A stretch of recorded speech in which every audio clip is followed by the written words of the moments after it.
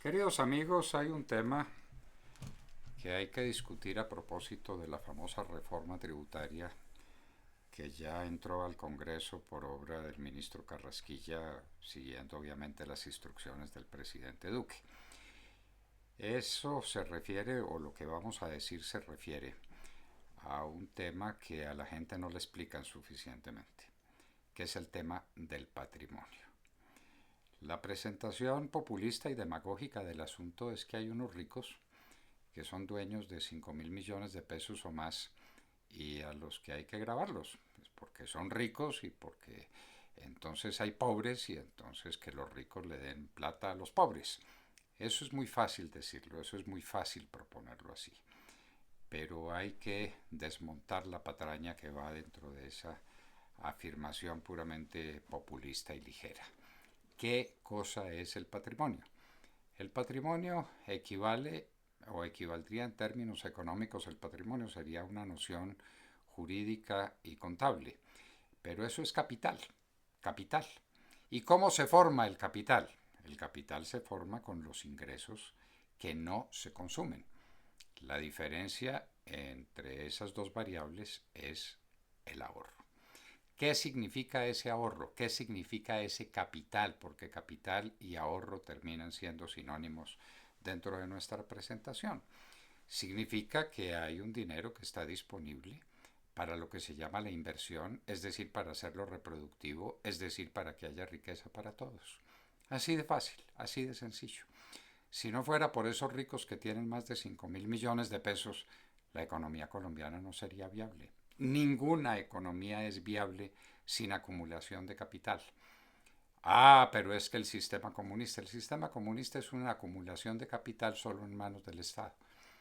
En los sistemas liberales, capitalistas, el ahorro es lo que tienen en sus manos las personas que libremente en ejercicio de su libertad han trabajado, han producido y tienen un capital disponible. De manera que grabar el capital es no solamente una repetición, es decir, que es absolutamente insostenible, porque la gente que hizo el capital lo hizo porque tuvo una renta y esa renta pagó impuestos. De manera que es pagarle impuestos sobre alguien que ya pagó los impuestos y que en lugar de malbaratar, de despilfarrar o de llevarse para el exterior el producido de esa renta, ese capital, lo entrega y lo convierte en capital al servicio de la comunidad. Y a ese hay que grabarlo. Ese es un mensaje, y es un mensaje fatal para la economía, mis queridos amigos. Es un lenguaje corruptor, es un lenguaje desmoralizador. No ahorre, no forme capital, porque en el momento en que lo necesito, caigo vorazmente sobre el capital con un impuesto al patrimonio y se lo arrebato. Eso es lo que han hecho todas las economías socialistas. Eso fue lo que hizo Hugo Chávez, ese expropiese y expropiese y expropiese. Eso, se consiste en eso, en eliminar la voluntad de ahorro de la gente. ¿Qué pasa en esos casos? ¿Cuál es el efecto? Pues el efecto que estamos viendo en Venezuela, casualmente hablando de Hugo Chávez, que acabado que fue el ahorro, acabada que fue la inversión, lo que quedó fue la miseria, porque todo el dinero en manos del Estado es ponerlo en manos de un manirroto, de un incompetente. El Estado no está hecho para hacer gastos económicamente rentables y económicamente razonables. El Estado está hecho para otras cosas y lo que recibe se lo gasta. Y ese gasto indefinido del Estado conduce a que no haya acumulación de capital y a que lo que tenemos es la pobreza. Estamos mirando hoy cómo, después de 60 años de estar en el poder, Raúl Castro lo entrega, se lo entrega a un señor Díaz Canel. ¿Qué país le entrega?